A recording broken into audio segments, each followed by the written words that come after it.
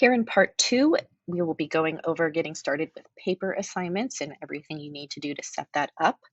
So starting in one of your Schoology courses, you will click on Add Material as you usually do for any assignment, but this time click on Add File Link or External Tool, and we're going to be focusing on External Tool, which is this little ruler box.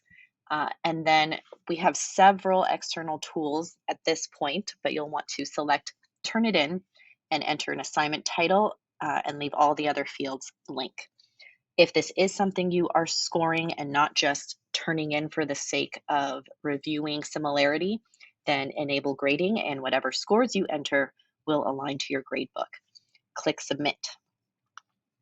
The next step is to go in and edit the settings. So just clicking Submit in the previous field is not enough.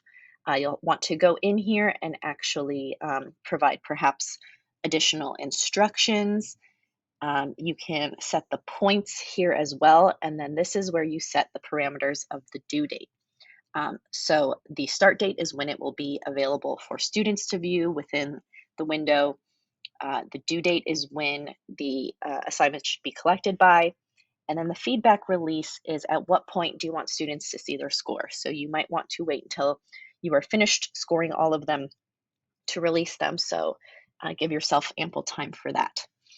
You can also expand this to edit some optional settings, this gear here at the bottom. You also need to check the Enable Peer Mark if this is an assignment you're planning to have students peer review. Here is what it would look like as students begin to fill in and submit assignments. So you have the author, the essay they've submitted, some of the information of when it was uploaded. The similarity report usually generates within 24 hours or whenever you've set the due date. And this pencil is where you would go in and grade. You can edit these settings at any time, but it is best to complete your editing before students start submitting the assignments. Here's what it looks like for students. So students can upload something from their files. They can type text directly in, which is not advised, or they can do a cloud submission, which grabs it from their Google Drive. And for that to be visible by the student, they need to enable their Google Drive app from the Schoology apps, which we have most students do right at the beginning of the year. So I'll actually do a little demo of setting everything up before we get into the scoring section.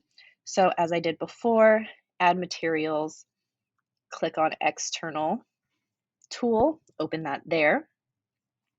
And here you can see all of these other LTIs have been enabled, but we're focusing on Turn It In. And we'll call this the new essay. And I do want to enable grading. Perhaps you're using a 4-point scale or a rubric. Perhaps this is a 100-point essay, however you are grading. Let's say it's a 4-point, and you add it to one of your grading categories or your main grading bank if you're doing that. If you want this to sync to Infinite Campus, as well as the due dates here, which you will still be editing regardless. Click Submit. Now the next step, it appears here. Here are some other practice ones I've done, but that is not enough. We want to actually click on New Essay. We go into our assignment inbox and you can see these things do not necessarily match up what we have just set in the last window. So I do want to change this to my 4-point rubric. I might add some instructions about the directions or the notes that they need to use to complete this and adjust my start dates, due dates here. If this is an assignment I want peer mark, I need to click that and I can edit those settings. That'll be a later screencast. The optional settings are quite extensive. Most of these you would want to leave alone. Submitting to the paper repository allows it to be checked for similarity. Whether or not you want to allow late submissions, the program will block students from submitting if it's past the due date, unless you allow late submissions. Most of these things are standard.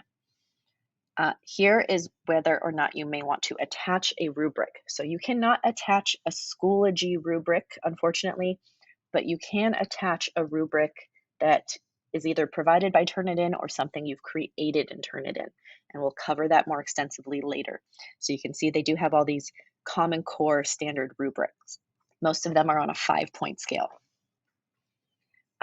Here we want to keep all of these to compare against.